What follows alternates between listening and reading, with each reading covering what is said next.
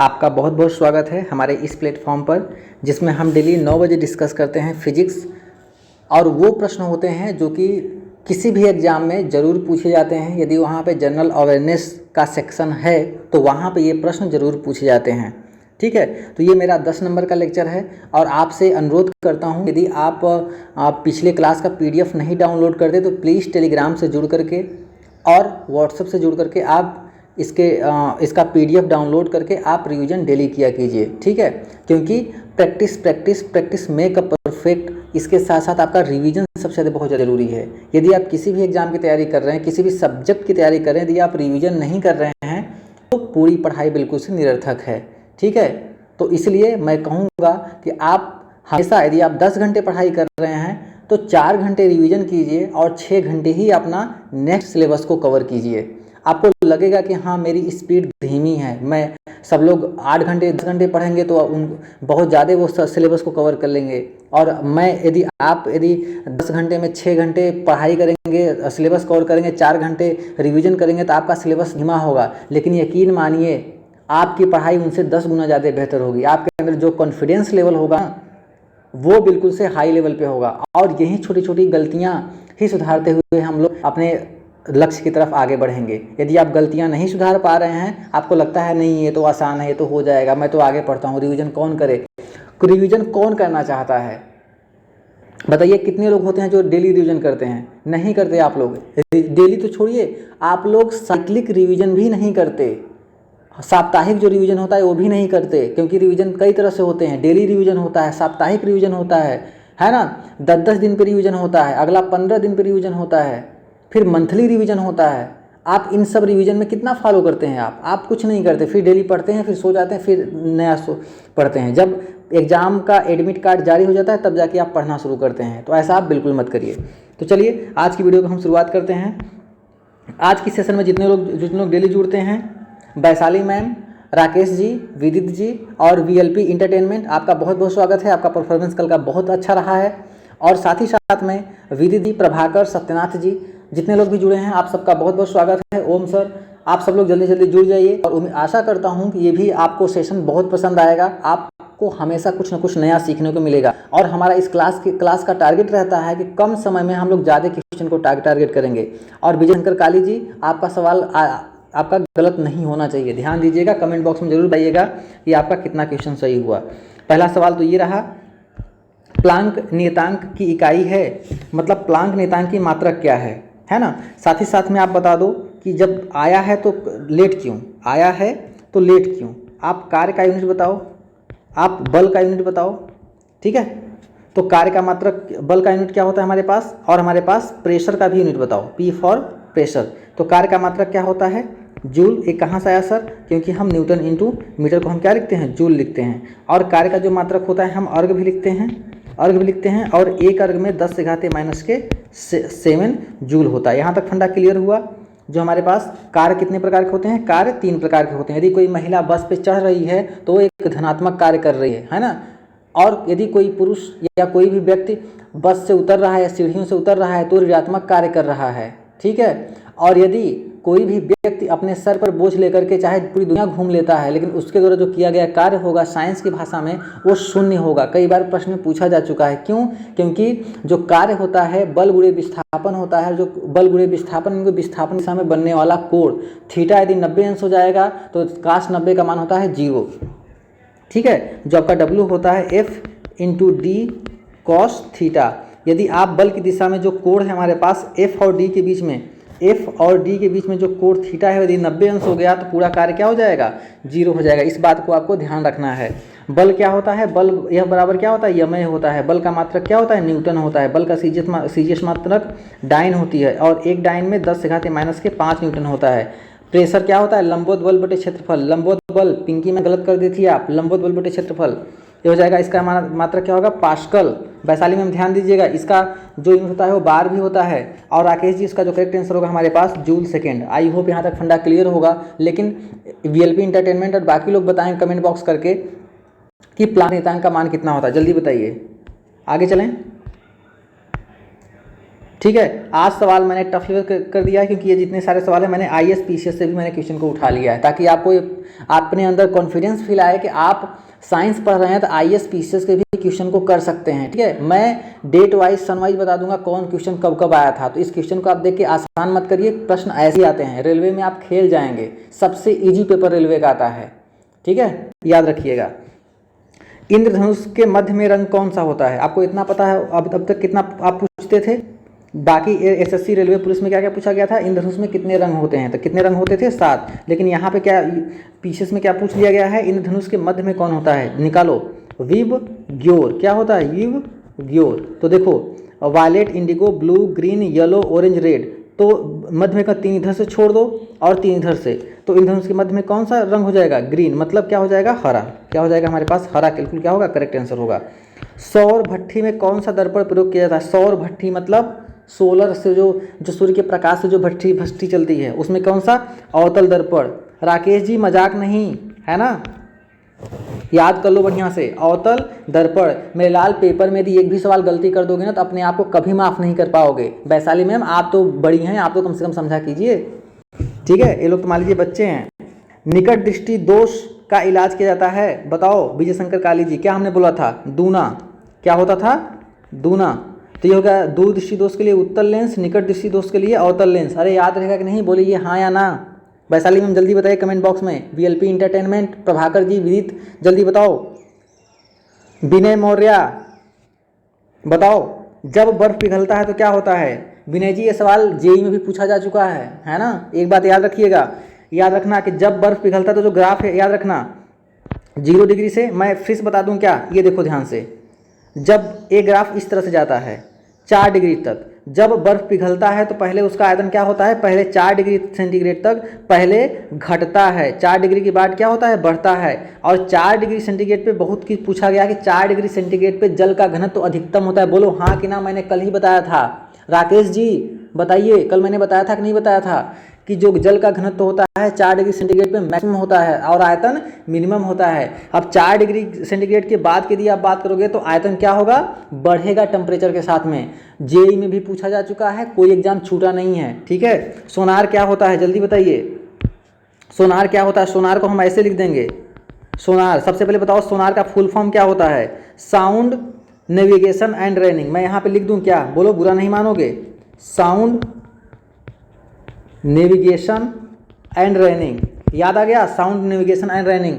अब वैशाली मैम सोच रही हूँ कि सर ये इसका काम कहाँ करते हैं। मैम याद रखिएगा कि जब भी हम समुद्र के अंदर जो विमान होते हैं, जो कुछ भी कोई हथियार होता है, जो जब भी कोई चीज़ डूब जाता है तो उसका पता लगाने के लिए हम सोनार का यूज करते हैं। Sound navigation and raining, radar, radio detection and raining. क्या करते हैं हम, जो ऊंचाइयों पे जो विमान जा रहे होते हैं, विमान हेलीकॉप्टर जो उड़ रहे होते हैं, उनकी दिशा और ऊंचाई नापते हैं, उसका सिचुएशन, उसका लोकेशन को ट्रैप करते हैं। ठीक है, वेरी गुड। चलें विदित जी, प्रभाकर, विनय मौर्य जी आगे चलें सर, जल्दी बताइए। दूसरा सवाल, निम्नलिखित में से ऊष्मागतिकी का प्रथम नियम कौन सा है। प्रथम नियम क्या है, ऊर्जा का अविनाशी नियम। Energy neither be created nor be destroy, it will be transform one form into another form. ठीक है, क्योंकि आप जितना खाना खाए हो, चाहो तो उस सभी खानों की एनर्जी पूरी पढ़ाई में झोंक दो, या फिर दिन भर आप फ़ोन पे बात करते रहो, या फिर आप मूवी में खर्च कर दो, या दूसरे से गेम खेलने में खर्च कर दो, क्योंकि आपके पास एनर्जी उतनी ही है, आपको ट्रांसफ़र करना है। तो अपनी एनर्जी का, अपनी सांसों का, अपनी फीलिंग का, अपनी भावनात्मक भावों का, सबका आपको ट्रांसफ़र किस में करना है, पढ़ाई में। आपकी प्राथमिकता केवल पढ़ाई होनी चाहिए। ठीक है, ये हो जाएगा ऊर्जा का संरक्षण का नियम। ठीक है ना, ऊर्जा का संरक्षण का नियम आपको पता होगा। dq इक्वल टू के क्या होता है बताओ, dw, यही होता है क्या, जल्दी बताओ। खैर, इंटीग्रेशन लगा होता है साइक्लिक डिवीजन। न्यूटन का शीतलन नियम, बायल्स का नियम। देखो बायल्स का नियम में याद रखना, बायल्स नियम क्या तापमान क्या होता है, तापमान नियत होता है। क्या होता है, तापमान नियत होता है। अरे आदर्श गैस का समीकरण PV इक्वल टू क्या होता है, MRT भी होता है, NRT भी होता है। अरे याद है कि नहीं, जल्दी बताओ सब लोग। विनय जी बताइए, क्या PV इक्वल टू के MRT आपने पढ़ा है क्या। MRT भी होता है मेरे लाल, और PV इक्वल टू के NRT भी होता है, दोनों होता है। एक बात याद रखना कि जब बायल्स के नियम में क्या होता है, टेम्परेचर कांस्टेंट होता है। तो एक बात याद रखना, जब PV इक्वल टू के MRT ले लो आप, तो एम भी किसी के लिए कांस्टेंट हो जाएगा, आर भी गैस नियतांक है ये भी कांस्टेंट हुआ, टेम्परेचर कांस्टेंट, तो पी वी इक्वल टू क्या हो जाएगा कांस्टेंट। ये किसका नियम होता है, बायल्स का नियम होता है। आई होप यहाँ तक क्लियर हुआ। इसका मतलब P inversely proportional to 1/v और इन दोनों के बीच में खींचा गया ग्राफ क्या होता है, पैराबोलिक होता है। ये भी बात आप याद रखना। साथ ही साथ में चार्ल्स का नियम मतलब प्रेशर, यहाँ पे प्रेशर क्या होता है कांस्टेंट होता है। प्रेशर कांस्टेंट का मतलब क्या होता है कि जब आदर्श गैस का समीकरण लगा देंगे एनआरटी में, एक देखो सार्वत्रिक गैस नियतांक होता है रीडबर्ग नियतांक, एक होता है गैस नियतांक, दोनों में डिफरेंट होता है, ये बात आप याद रखना। तो हमने कहा कि चार्ल्स के नियम में प्रेशर कांस्टेंट होता है, तो इसको आप कांस्टेंट कर दो, एक मॉलिक्यूल्स के लिए एन भी कांस्टेंट आर भी कांस्टेंट, तो वी डायरेक्टली प्रोपोर्शनल टू क्या हो जाएगा टी, है ना। या फिर क्या करेंगे हम v बटे टी इक्वल टू क्या कांस्टेंट। अरे आपको इतना तो पता होगा, नहीं पता है तो सिंपल बात याद रख लो कि चार्ल्स के नियम में दाब को नियत करते हैं, बायल्स के नियम में ताप को नियत करते हैं, और गैलुसेक के नियम में आयतन को नियत करते हैं। ये सारे प्रश्न पेपर में आ चुके हैं, ठीक है। अपनी ज़िंदगी को सत्यानाश मत कर लो, सब दिमाग में याद होना चाहिए, क्योंकि आप ही देश के भविष्य हो। यदि आप नहीं पढ़ोगे तो फिर समझ रहे हो ना, आने वाली जनरेशन तो फिर वीडियो गेम पबजी है ना, बस डेटिंग पे ही बीत जाएगा सबका। खैर चलिए, ये सवाल देखिए, कितने प्यारे सवाल हैं सब। क्या आप कह सकते हो सवाल सर ये सवाल गड़बड़ है? बताओ, आप सर्च कर लेना, हर एक सवाल में इतना मेहनत मैं किया हूँ ना कि आपका दिल खुश तो नहीं होगा, लेकिन आपका कैरियर खुश जरूर हो जाएगा।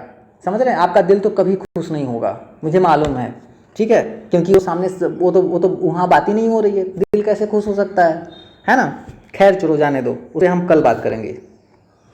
CFL का फुल फॉर्म क्या होता है? अरे CFL वही है जो घर में लगा है, किसके, राकेश जी के, कंप्लीट फ्लोरोसेंट लैंप। अरे राकेश जी याद रखना, कंप्लीट फ्लोरोसेंट लैंप। आकाश का नीला रंग किस कारण होता है? सर ये होता है प्रकाश के प्रकीर्णन के कारण। किसके कारण मेरे लाल? प्रकाश के प्रकीर्णन के कारण। आई होप क्लियर हुआ। प्रकाश वोल्टी सेल होते हैं, ये क्या होते हैं, एक सौर सेल होते हैं। क्या होते हैं? सौर ऊर्जा से चलने वाले सेल होते हैं, सौर ऊर्जा। अरे जो छत पे पैनल लगा होता है, क्या आपको पता होगा, वहीं हीरा चमकदार दिखाई देता है, किसकी वजह से? पूर्ण आंतरिक परावर्तन की वजह से। किसकी वजह से? पूर्ण आंतरिक परावर्तन। मैं बता चुका हूँ, पूर्ण आंतरिक परावर्तन के लिए क्या होना चाहिए, जल्दी बताओ। क्रांतिक कोण कितना होना चाहिए? 90 अंश। जल्दी बताओ। मृग मरीचिका का बनना, ये भी है ना। आपने देखा होगा कि जहाँ पे आप जाते हो रेगिस्तानों में, तो आपको वहाँ पे पानी का बहुत बड़ा वो दिखाई देता है, गड्ढा दिखाई देता है, लेकिन आप वहाँ पे जाते हो तो पानी नहीं दिखाई देता है। इसका मतलब ये हुआ वो मृग मरीचिका का बनना होता है, ठीक है। छड़ का टेढ़ी मेढ़ी दिखाई देना अपवर्तन के कारण। सूर्य के प्रकाश में रंगों की संख्या होती है, बताइए। सूर्य के प्रकाश में रंगों की संख्या कितनी होती है, जल्दी बताओ, है ना। अच्छा, सबको पता है तो 7 होती है, लेकिन याद रखना काला रंग नहीं होता, काला सूर्य के प्रकाश में रंग नहीं होता। आई होप यहाँ तक क्लियर हुआ। वैशाली में हम चले आगे, VLP इंटरटेनमेंट जी, विनय जी चले आगे, जल्दी बताओ, क्या यहाँ तक सबको क्लियर होगा क्या? देखो मैं कमेंट पे ध्यान दूंगा ना तो जो हमारा टॉपिक है वो छूट जाएगा, है ना। हमको पता है कि आपके अंदर खलबली बहुत मच रही है कि सर ये भी बता दीजिए, वो भी बता दीजिए, वो हमसे बात नहीं कर रही है, वो भी बता दीजिए, है ना। नालायक, चुपचाप से पढ़ लो, है ना। चलो आगे। जब मोटे कांच के गिलास में गर्म पानी डाला जाता है तो गिलास चटक जाता है, क्यों? मैंने इसको बताया था, मैंने कल के क्वेश्चन में इसको कराया था, लेकिन ये क्वेश्चन दूसरे हिसाब से पूछा गया था। ये सीजीएल ने इसी बात को घुमा फिरा के पूछ दिया, है ना। लेकिन मेरा सवाल तो सिर्फ ये है, किससे मैं पूछूं सवाल? श्री वैशाली से मैं पूछता हूँ। वैशाली मैम आप बताइएगा कि जो बोतल होता है, बोतल, एक बोतल ऐसा है ना, सुराही बन गया क्या? चलो मान लो कुछ भी हो, इसका जो पेंदी है, जो नीचे का होता है उसे पेंदी बोलते हैं, है ना, पेंदी, बॉटम। तो ये इस तरह ये चौड़ा क्यों बना? कोई भी आप बोतल देखेंगे उसका जो नीचे का हिस्सा होगा चौड़ा होगा, या फिर ऐसे कह दीजिए, है ना, ठीक है। ये मान लीजिए बोतल है, तो ये नीचे वाला हिस्सा चौड़ा क्यों बना है? वैशाली मैम जल्दी टाइप करके बताइए, ठीक है। अच्छा लगने के लिए बताइए, कि दाब को कम करने के लिए, या दाब बढ़ाने के लिए, या कंपनी ऐसा ही बनाती है, जल्दी बताइए। तो इसका जो करेक्ट आंसर होगा, जल्दी बताइए सब लोग, वेरी गुड। इसका जो करेक्ट आंसर होगा हमारे पास ऑप्शन नंबर 3, उष्मा का कुचालक है, इसलिए भीतरी सतह का विस्तार होता है। आपको पता होगा कि जो कांच होता है उष्मा का कुचालक है ना। जब उष्मा का कुचालक है तो जब इसके भीतरी सतह का जब विस्तार होता है तो पानी पड़ने पर ही क्या होता है, ये चटक जाता है। यहाँ तक क्लियर हुआ? ठीक है, ये लो कोई सवाल इतना मेहनत करके आए हैं ना, तो कोई सवाल आप कह नहीं सकते कि हाँ सवाल सर ये सवाल आया कहाँ से। ठीक है, ध्यान दो। भारत का सर्वप्रथम परमाणु संयंत्र कहाँ स्थापित हुआ? परमाणु संयंत्र कहाँ पे? तारापुर। कहाँ पे? अरे तारापुर। कौन तारापुर? बताओ। हरिश्चंद्र की पत्नी का नाम क्या था? बताओ, जल्दी बताओ। ये तारापुर कहाँ पड़ता है? महाराष्ट्र में पड़ता है। कहाँ पे? महाराष्ट्र में। अरे महाराष्ट्र में है। भाभा एटॉमिक रिसर्च सेंटर कहाँ पे है? महाराष्ट्र में। डिफेंस रिसर्च डेवलपमेंट ऑर्गेनाइजेशन का मुख्यालय कहाँ है? दिल्ली में है। इंडियन स्पेस रिसर्च ऑर्गेनाइजेशन का मुख्यालय कहाँ है? बेंगलोर में है। स्थापना कब हुई थी? 15 अगस्त 1969। सब याद रख लेना। 1 जनवरी 1998 को डीआरडीओ की स्थापना हुई थी, ये भी याद रख लेना, सब पूछा जाता है। पहला आदमी जिसने चांद पर अपना कदम रखा, नील आर्मस्ट्रांग, है ना, नील आर्मस्ट्रांग। हिंग बोसान क्या है? बहुत इंपॉर्टेंट है, यूपीएससी में पूछा गया था ये प्रश्न, बहुत प्यारा लगा हमें, इसलिए मैंने आपको अवगत करा दिया। 2013 में सबने एक आपने सुना होगा गॉड पार्टिकल, ईश्वरीय बिंदु। तो जो वैज्ञानिकों ने भी ये सिद्ध किया कि दुनिया में भगवान है, इसलिए आप भगवान जी की आराधना किया करो। ठीक है, राक्षसी प्रवृत्ति के जीवन नहीं बितानी है आपको। माँ सरस्वती का सुबह उठ के कम से कम पूजा करनी है ना, इतनी शक्ति हमें देना दाता। ठीक है, तो कम से कम भगवान जी की आराधना कर लोगे, मन शांत रहेगा और सात्विक विचार आएंगे। क्लियर हुआ? ठीक है। हिंग क्या है? ये ईश्वरी बिंदु है। क्या है? ईश्वरी बिंदु है। इसे क्या कहते हैं? God particle. क्या कहते हैं इसे? God particle. I hope clear हुआ यहाँ तक। धूप के चश्मे में पावर कितना होता है? 0 होता है। भाई साहब बहुत लोग होते हैं ना कि चश्मे लगा लेते हैं, तो इतना फैशन शो की रियलिटी दुनिया में चल रहा है ना, सब लोग वो ग्लास वाला चश्मा पहन रहे हैं। पता चल रहा है कि सभी लोग की आंखें की रोशनी कमजोर हो गई है क्या? तो मैंने पता किया, किसी से पूछा, कहा नहीं नहीं, ये बस ऐसी धूल से, एंटी रिफ्लेक्शन से बचाता है, इसमें कोई पावर नहीं है। तब मुझे लगा कि हाँ 100 में से मुझे लगता है कि 70% लोग ही सच में वाकई में चश्मे लायक होते हैं, बाकी 30% तो जाने दो, अब मुंह मत खुलवाओ। लेंस की क्षमता मापी जाती है किसमें? डायोप्टर में। किसमें? डायोप्टर में। क्षमता P = कितना होता है? 1/, अरे याद कर लेना, पूछा जाता है, मजाक में नहीं कर रहा हूँ। P = कितना? 1/F, बस डायोप्टर में। आगे चलते हैं। ये एक वास्तविक गैस आदर्श गैस के रूप में कार्य करती है। कोई भी गैस, है ना, एक वास्तविक गैस आदर्श गैस के रूप में कब कार्य करती है? या ये पूछा जा रहा है कोई भी आदर्श गैस, कोई भी गैस है आदर्श के रूप में कब कार्य करती है? बताओ, क्या आप आदर्श हो? क्या बताओ, आप आदर्श हो क्या? जल्दी बताओ। हमने कहा आप क्या कहोगी? जब बरसात रहेगी तो कहोगे सर बारिश हो रही है, लाइट नहीं आ रही है, पन्ने गीले हो जा रहे हैं, पढ़ नहीं पा रहे हैं, बारिश हो रही है, किधर से पढ़ाई करें।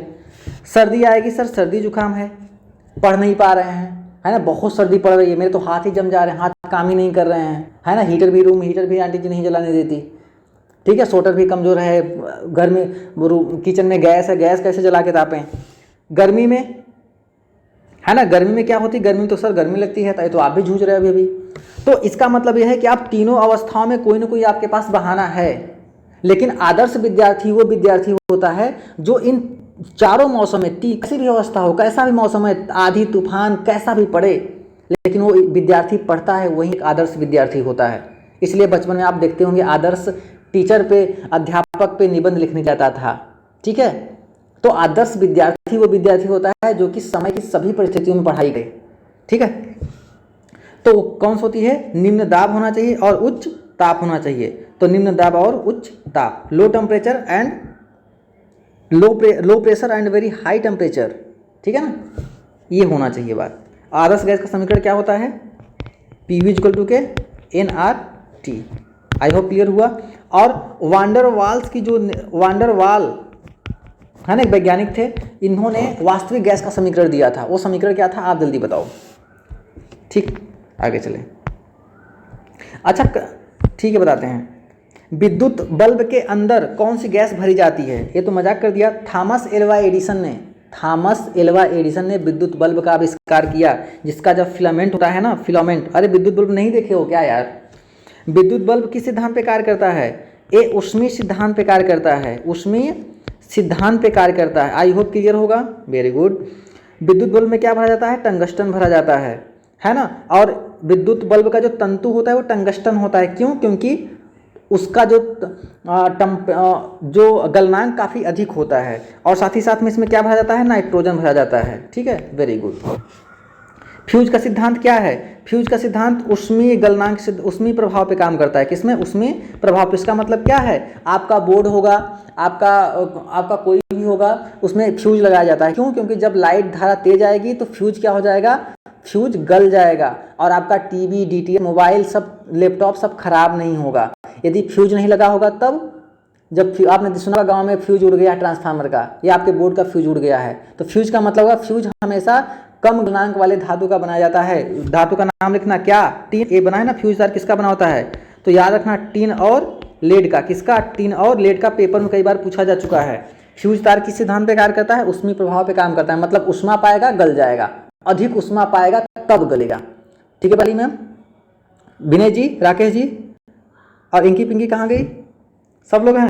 Conductor chip, semi conductor chip किसका बना होता है? अरे सेमी कंडक्टर मतलब क्या होता है? है ना, सेमी कंडक्टर चिप होता है किसका बना होता है? सिलिकॉन का। अरे जो आपका चिप होता है ना, चिप, अब तो चिप नहीं है तो और सब कुछ ऑनलाइन देखते हो। मेमोरी में क्या स्टोर करते हैं? कुछ नहीं।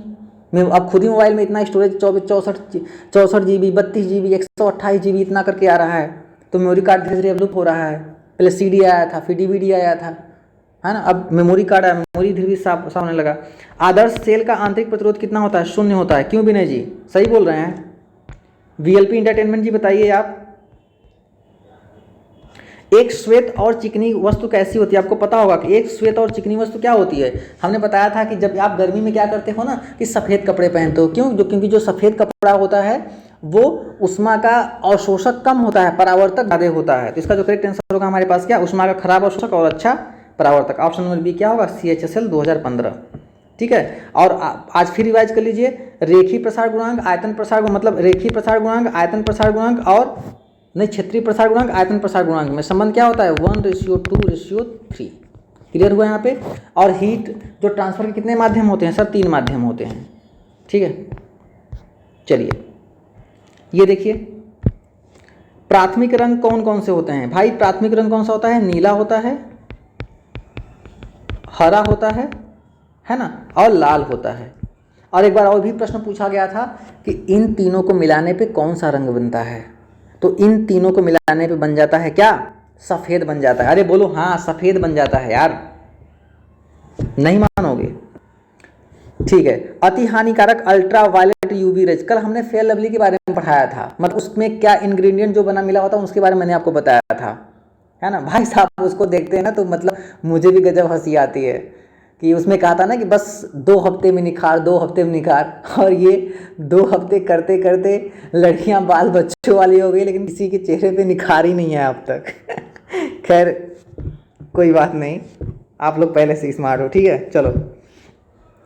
इसी चक्कर में हमारा चिंटू भी कई दिन लगा लिया, लेकिन ये भी वहीं का वहीं रह गया। ठीक है। अति हानिकारक अल्ट्रा वायलेट UV किरणें कौन सी है? तो याद रखना लाल, मेरे नन्हे मुन्ने विद्यार्थियों, UV अल्ट्रा वायलेट बी रे जो होती है ना, वो सबसे हानिकारक होती है। अल्ट्रा वायलेट बी, उसमें कई ठो वैरायटी होती है ना। ठीक, जैसे आप सेब लेने जाते हो तो कुछ सेब ऐसे ही मिलते हैं, कुछ सेब में स्टिकर लगा होता है। ठीक है, कुछ सेब सस्ते मिलते हैं। बस वही बात यहाँ भी है। अर्धचालक पदार्थों के नाम बताइए। तो अर्धचालक पदार्थों के नाम क्या होता है? सिलिकॉन, क्या होता है? जर्मेनियम, क्या होता है? जर्मेनियम। ये भी प्रश्न पूछा गया है ना। अच्छा, इन सब का यूज किस में करते हैं? हम सोलर पैनल बनाने के लिए यूज करते हैं। ठीक है। AC को DC, AC क्या होता है? Alternating current, DC direct current. ठीक है। सबसे खतरनाक पूछा गया प्रश्न में कौन सी होती है? Direct current, direct current. ठीक है। तो आप कुछ लोग तो कह रहे हैं सर मेरे पास तो बैटरी है, वो DC है ना, प्लस माइनस है, मैं हाथ से छू लेता हूँ, मारता ही नहीं है। मेरे लाल 12 वोल्ट का करंट, 24 वोल्ट, इतना ही देख रहे हो आप ना। आपके घर में जो लाइट आती है इसे कितना होती है? 220 वोल्ट। यहाँ जो हम लोग बिजली जनरेट करते हैं कितना होता है? मालूम है आपको? नहीं मालूम है ना। तो फिर DC सबसे खतरनाक होती है।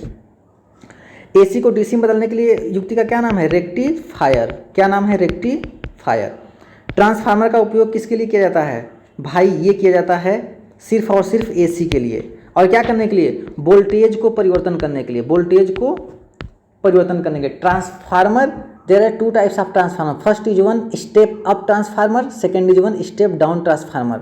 स्टेप अप का मतलब क्या होता है? वोल्टेज को बढ़ा देगा और धारा को घटा देगा। अरे power is equal to V × I होता है यार, आपको पता होगा। यदि वोल्टेज बढ़ रहा है तो धारा कम होगा, धारा बढ़ रहा है तो वोल्टेज कम होगा। ठीक है, आप समझ गए। चलिए विनय जी आगे। साइकिल के टायर का अचानक से फट जाना। ओहो, साइकिल कौन कौन चलाया है? साइकिल के टायर का अचानक से फट जाना क्या दर्शाता है? एक एडियाबैटिक नहीं होगा, एडियाबैटिक होगा। मैम जी भी ना गजब टाइप की हैं। आइसोथर्मल का क्या मतलब होता है? आइसोथर्मल का मतलब होता है जहाँ पे टेम्परेचर कांस्टेंट है। जैसे हमने बताया था एक लड़की का नाम, अरे याद रख लो, तस्मीन। तस्मीन याद रहेगा क्या? अब इसको मेरे साथ मत जोड़ देना, नालायक कहेंगे, ठोकबो करेंगे। Troposphere, stratosphere. ट्रोपोस्फेयर मतलब क्षोभ मंडल, स्ट्रेटोस्फेयर मतलब समताप मंडल, मीसोस्फेयर मतलब मध्य मंडल, आयनोस्फेयर मतलब आयन मंडल, एक्सोस्फेयर मतलब बहिर्मंडल। यही तो 5 मंडल होते हैं। बादल का चमकना, बिजली का चमकना, बादल का उड़ना, बरसात, आंधी तूफान। आप जिसमें हो, कौन से में हो? क्षोभ मंडल में हो भाई मेरे। समताप मंडल में ताप समान रहेगा। अच्छा, समताप मंडल में क्या होता है? ओजोन होता है, ओजोन 3। ओजोन की मोटाई किस में नापते हैं? डाप्सन में नापते हैं। Very good. एडियाबैटिक में क्या होता है? हीट ट्रांसफर क्या होता है? जीरो होता है। हीट ट्रांसफर जीरो होता है, तो इसका जो प्रोसेस होगा हमारे पास करेक्ट एडियाबैटिक प्रक्रिया है ना। आइसोकोरिक का मतलब क्या होता है? इसमें आयतन जीरो होता है। आयतन जीरो नहीं होता, कांस्टेंट होता है मेरे लाल। आइसोबारिक मतलब क्या होता है? प्रेशर कांस्टेंट होता है। क्या होता है? प्रेशर कांस्टेंट होता है। Correct, good. जैसे आप खाना बना रहे हो तो क्या होगा? जैसे हम बैठ के जहाँ पढ़ा रहे हैं, इसका मतलब क्या है? हमारे ऊपर कांस्टेंट प्रेशर है। कांस्टेंट प्रेशर बोले तो एटमॉस्फेरिक प्रेशर। एटमॉस्फेरिक प्रेशर में को किस में नापते हैं हम? बैरोमीटर में। किस में नापते हैं? बैरोमीटर में। बैरोमीटर की खोज किसने की थी? टार्सली ने। एक बात याद रखना। और एक और मंडलीय दाब बराबर होता है 1.013 गुणित 10⁵ न्यूटन पर मीटर स्क्वायर, या फिर एक बार। याद रखना, भूलना मत। लो, मजाक कर दिया आपसे, वेरी गुड, कोई बात नहीं। आवर्तकाल आवृत्ति का गुणनफल कितना होता है? आपको पता होगा, जो आवर्तकाल होता है 1/n होता है। अब जो आवर्तकाल होता है, इसका मात्रक होता है 1/सेकेंड, या फिर यहाँ से कह सकते हैं टी, इधर भाग है तो क्या हो जाएगा? गुणा t × n = 1। मतलब दोनों का गुणनफल कितना होता है? 1 होता है मेरे लाल, 1 होता है। क्या हुआ राकेश जी, मन नहीं लग रहा है? बताओ। विजय शंकर काली बताइए। ये विनय नहीं दिखाई दे रहा है। बाकी सब लोग, जितने लोग का नाम नहीं, असल में क्या है ना कि ये बच्चे डेली पढ़ते हैं, इसलिए इनका नाम मुझे जुबान पे याद रहता है। बाकी लोग, जो लोग नए होंगे, कह रहे हैं सर मेरा नाम नहीं ले रहे। आई एम सॉरी दोस्त, आपके लिए। चलिए ठीक है, एक कहानी सुनाएंगे मस्त सा।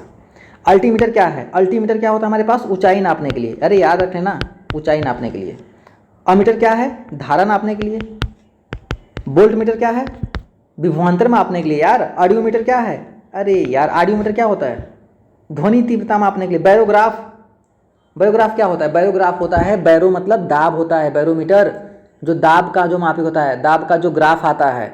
एक बात और याद रखना, सिस्मोग्राफ क्या होता है? अरे बहुत इंपॉर्टेंट है, किसी से बताना मत। सिस्मोग्राफ भूकंप की तीव्रता नापता है। ठीक है मेरे दोस्त, आगे चलें, आगे चलें। ठीक, बताओ जल्दी से। काले पिंड किस तरह के विकिरण को अवशोषित कर सकते हैं? काले पिंड, जल्दी बताइए आप। काले पिंड किस तरह से विकिरण को अवशोषित कर सकते हैं? जल्दी बताइए। कम तरंग दैर्ध्य। काले पिंड मतलब, काले मतलब कैसे होते हैं काले? नहीं समझ में आ रहा? काले देखो, ये हमारे पास होते हैं काले। यार अब क्या ही बताऊं, ये काले होते हैं। ये किस प्रकार के विकिरण को, विकिरण मतलब कि मान लो एक काला चकती है हमारे पास। एक छोड़ो, मैं इसको बना दूं चिंटू को। ये लो, ये काला चिंटू है। अब चिंटू किस प्रकार का विकिरण को अवशोषित करेगा? भाई जो भी किरण आएगी ना, इस पर चिपक जाएगी, है ना। जो भी किरण आएगी, जिस टाइप की किरण होगी, कैसी भी किरण होगी, याद रखना राकेश जी बहुत है। ये देखो, कैसी भी किरण भेजो आप, लाइट जलाओ, सौर जलाओ, सूर्य का प्रकाश जलाओ, कैसी भी किरण भेजो, ये इसमें क्या हो जाएगी? अवशोषित कर लेगी। मतलब सभी प्रकार के तरंग दैर्ध्य। ऑप्शन नंबर डी क्या होगा? बिल्कुल से करेक्ट होगा। और इसलिए गर्मी के दिनों में ब्लैक कपड़ा मत पहनना, समझ रहे हो ना। जो ब्लैक कपड़ा जो पहनते हो आप ना, जो भी गोरे होंगे उनका ड्रेस कोड होता है, क्योंकि गोरे पे काला जो होता है ना, गोरे गोरे मुखड़े पे काला काला चश्मा तो पहन लेते हैं। तो होता क्या है, गर्मी में दिन गलती से निकल गए 12 बजे ना, तो पूरे शरीर में घमौरिया हो जाएगी। नाइसस पाउडर, नॉर्थ पाउडर खोजते रहोगे, फिर कुछ नहीं होने वाला है। ठीक है, चलो आगे। अरे यार ये क्या आ गया? कृष्णिका विकिरण। कृष्णिका का विकिरण उच्चतम, कृष्णिका क्या होता है? कोई भी आप ऑब्जेक्ट ले लो, बॉडी ले लो, है ना। कृष्णिका का विकिरण उच्चतम अवस्था तक पहुंचने पर तरंग कैसी हो जाती है? एक बात बताओ आप, एक बात बताओ। मेरा सवाल है उन सभी स्टूडेंट्स से जो तैयारी कर रहे हैं, जो अपना घर छोड़ के तैयारी कर रहे हैं, जो घर में है उनसे भी है, जो आकाश में है उनसे भी है, सबसे है, मतलब पूरे ब्रह्मांड से एक सवाल है। आप ये बताओ, यदि एक रॉड है, ये जल्दी बताना, सही से बताना, अब पिटबो करेंगे जिसको नहीं आया उठा के पटक दूंगा बिल्कुल, इतना मेहनत से पढ़ा रहा हूँ यार, समझा करो। ये इसका टेम्परेचर है 40 कर दें क्या, नहीं 80 ले लेते हैं, इसका टेम्परेचर है 80 डिग्री सेंटीग्रेड, और 80 से 40 डिग्री सेंटीग्रेड आने में ये 5 मिनट का समय लेता है। कितना? 5 मिनट। अरे याद रख लो, गेट में आया है प्रश्न ये, ठीक है, और जीके जिसमें भी आ चुका है, जनरल साइंस कोई भी इंटरव्यू में कई बार पूछा जा चुका है। तो 80 से 40 डिग्री तक आने में 5 मिनट लगता है, तो 40 से फिर 0 डिग्री सेंटीग्रेड आने में कितना समय लगेगा? क्या सवाल है, क्या 5 मिनट लगेगा, 5 से ज़्यादा लगेगा, है ना, या 5 से कम लगेगा, कितना लगेगा? जल्दी बताओ। इसका जो करेक्ट आंसर होगा हमारे पास ऑप्शन नंबर बी बिल्कुल करेक्ट होगा, तापमान घटने पर घट जाता है। ठीक है, जल्दी बताइए। तो एक बात हमेशा रखना यही इसका आंसर है, तापमान घटने पर घट जाता है। इसका मतलब क्या है, यदि 40 से 80 आने में 5 मिनट लगता है, तो 40 से फिर 0 आने में, 40 से 0 आने में आप तो डिफरेंस लगा दोगे, आपको घटाना आता है, आप तो घटा लेते हो, तो कहोगे सर 80 से 40 आने में 40 का डिफरेंस मतलब 5 मिनट, तो फिर 40 से भी 0 आने में 5 मिनट, सत्यानाश कर लोगे ना। ठीक है, गलतियां मत करना, 5 मिनट से ज़्यादा टाइम समय लगेगा। अब कोर्स कितना आप समाकलन कर लेना 0 से लेके अनंत तक का, जितना से 0 से लेके जितने टाइम दिया है ना, 2 बार समाकलन करके 3 बार अवकलन कर देना, बाकी उस पर 3 बार अंडर रूट लगा देना। भाई इसका कॉन्सेप्चुअल सवाल है ना, आपको 4 मिनट से ज़्यादा आंसर टिक करके आना है, हमने भी किया था। ठीक है, ये लो।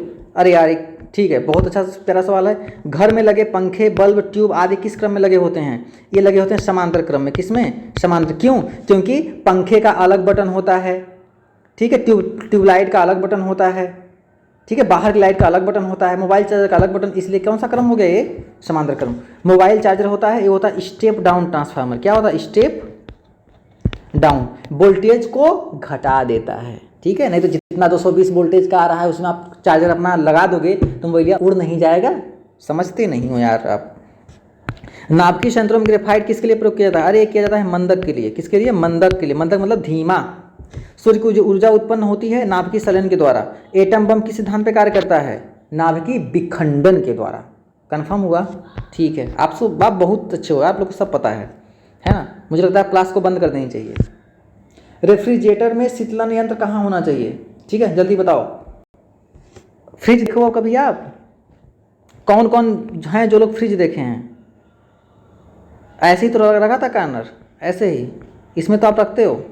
जल्दी बताओ, जल्दी बताइए, बताओ। शीर्ष पे रहेगा तब रहेगा कि नीचे रहेगा? तो भाई ये तली पे रहता है, नीचे रहेगा तभी तो बिल्कुल हीट का ट्रांसफर। मैं दूसरा कलर ले लूँ, इस तरह से ट्रांसफर होगा, ठीक है ना। ये हो जाएगा हमारे पास। इसे क्या कहते हैं? रेफ्रिजरेटर कहते हैं, मतलब फ्रीज होता है ना। जब मैकेनिकल इंजीनियरिंग में था तो मुझे खुद ही नहीं पता था कि रेफ्रिजरेटर का मतलब फ्रिज होता है। हमने 3 फॉर्म पढ़ा था, फ्रिज का 3 फॉर्म हमने। एसी खैर छोड़ो, जाने दो, नहीं आप लोग, है ना। कुछ आते बहुत ख़राब थी। मैं गांव से गया था तो यमुना को जमुना बोलता था, ठीक है, तो क्या करोगे भाई। खैर आगे चलें। जल का अपवर्तनांक कितना होता है? 1.33। कांच का अपवर्तनांक कितना होता है? 1.4।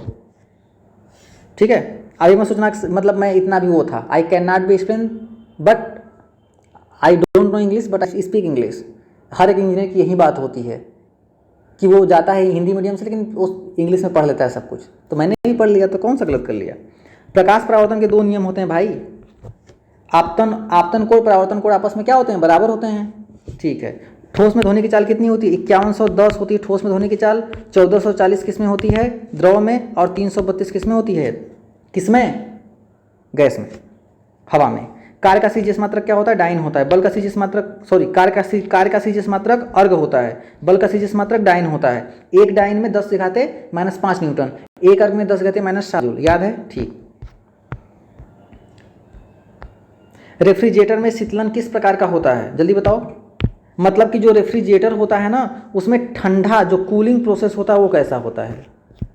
यदि आप मैकेनिकल इंजीनियर होते तो आपसे मैं सवाल ज़्यादा करता, क्योंकि हम लोग में बैच में था, है ना, रेफ्रिजरेशन एंड एयर कंडीशनिंग, ठीक है, हीट मास ट्रांसफर भी था। खैर छोड़ो, जाने दो। तो ये जीके जीएस है, सीरियल में आया है प्रश्न, याद रखना।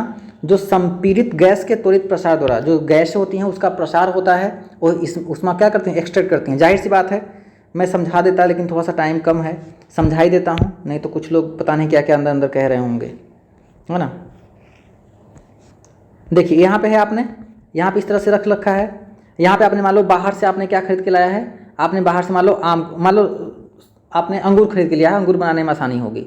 अंगूर आपने खरीद के लाया है, तो बाहर से अंगूर लाया है, तो आपका बाहर के अंगूर का टेम्परेचर कितना होगा, मान लो आपने 37 डिग्री का आपने अंगूर ला के इसमें रख दिया, तो हीट ट्रांसफर कब होगा, हमने बताया था अधिक ताप से कम ताप की ओर। तो अब इसमें जो भी आप इसमें रेफ्रिजरेंट भेजोगे, जो भी एयर भेजोगे, इसका टेम्परेचर क्या होना चाहिए, जाहिर सी बात है कम होना चाहिए, ठीक है। तो ये संपीड़ित गैस के त्वरित प्रसार द्वारा, यहाँ से हम इसको भेजेंगे तो अंगूर में से क्या होगा, एक गैस उष्मा को खींच लेगा और अंगूर ठंडा हो जाएगा। फिर क्या करोगे आप, भाई आपका अंगूर है, आप खाओ चाहे हमें दो। बादल क्यों तैरते हैं, क्योंकि कम घनत्व के कारण क्या होते हैं, कम घनत्व के कारण बादल क्या होते हैं, तैरते हैं। सरल लोलक की लंबाई किस पे निर्भर करती है, आवर्तकाल पे। टी इक्वल टू क्या होता है, T equal to 2 pi under root L/G। Writing focus मत करना, क्या कारण है कि वर्षा की बूंद गोलाकार होती है, सरफेस टेंशन, पृष्ठ तनाव। न्यूटन पर मीटर इसका मात्रक होता है, या फिर से लिख सकते हैं हम energy per unit area, energy per unit area, ठीक है। मैं फास्ट चल रहा हूँ तो आप बता देना, मैं स्लो चलूँगा, कम टाइम में ज़्यादा चीज़ पढ़ाना है, और ज़्यादा लंबा क्लास कर नहीं सकते क्योंकि आप बोर हो जाते हो, क्योंकि इसमें इंटरटेनमेंट नहीं हो रहा है, मज़ा आ नहीं रहा है, आपके चेहरे पे मुस्कान है नहीं, मुंह बना के बैठे हो, इसलिए, ठीक है। जब फास्ट कर रहा हूँ बता देना, मैं स्लो कर दूंगा। सूर्य की ऊष्मा पृथ्वी पर कैसे पहुँचती है मेरे लाल, विकिरण के द्वारा। क्या सभी लोग चले गए क्या, बताओ। किस तापमान पर जल का घनत्व अधिकतम होता है मेरे लाल, 4 डिग्री सेंटीग्रेड पर जल का घनत्व अधिकतम होता है, और आयतन पूछे तो न्यूनतम होता है। ठीक, आगे चलते हैं। खाना बनाने के बर्तनों में नीचे का बाहरी हिस्सा काला कर क्यों छोड़ जाता है, देखे हो क्या कभी ज़िंदगी में, बताओ देखे हो क्या। हम तो देखे हैं, हमारी मम्मी तो करती है। क्यों, क्योंकि काली सतह ऊष्मा की सुचालक होती है। काली सतह ये सतह होगा भाई, सतह ऊष्मा ये नहीं होगा, क्या होगा, काली सतह ऊष्मा की अच्छी अवशोषक होती है, सोख लेती है भाई, ठीक है। बस 12 नंबर क्वेश्चन, 3 क्वेश्चन और है, डोंट वरी। और ये क्या आ गया, बल आघूर्ण का मात्रक क्या होता है, बल आघूर्ण का मात्रक क्या होता है, न्यूटन इंटू मीटर होता है ना। इसको हम जूल भी कहते हैं। एक प्रकाश वर्ष में कितना होता है, 9.46 इंटू 10 पावर कितना, 15 मीटर, या फिर 10⁻16 मीटर अप्रोक्सीमेशन। अदिश राशि क्या होती है, जिसमें केवल परिमाण होता है। चाल की बीमा क्या होती है, निकाल लेना, मीटर पर सेकंड इसका यूनिट होता है, क्या हो जाएगा, LT इनवर्स। क्या होता है, LT इनवर्स। भौतिक विज्ञान के पितामह कौन है, सर आइजैक न्यूटन। कौन है, सर आइजैक न्यूटन। जल का घनत्व 1 ग्राम पर सीसी कितना है, सीसी मतलब क्यूबिक सेंटीमीटर, 4 डिग्री सेंटीग्रेड पे।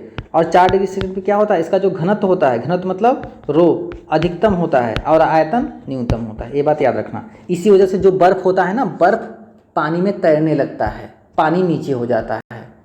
और कितना भाग होता है, 1/10वां भाग पानी में के ऊपर रहता है, और 9/10वां भाग क्या होता है, डूबा होता है। ये भी प्रश्न आ चुका है, लेकिन आप मानोगे है नहीं। खैर चलो कोई नहीं।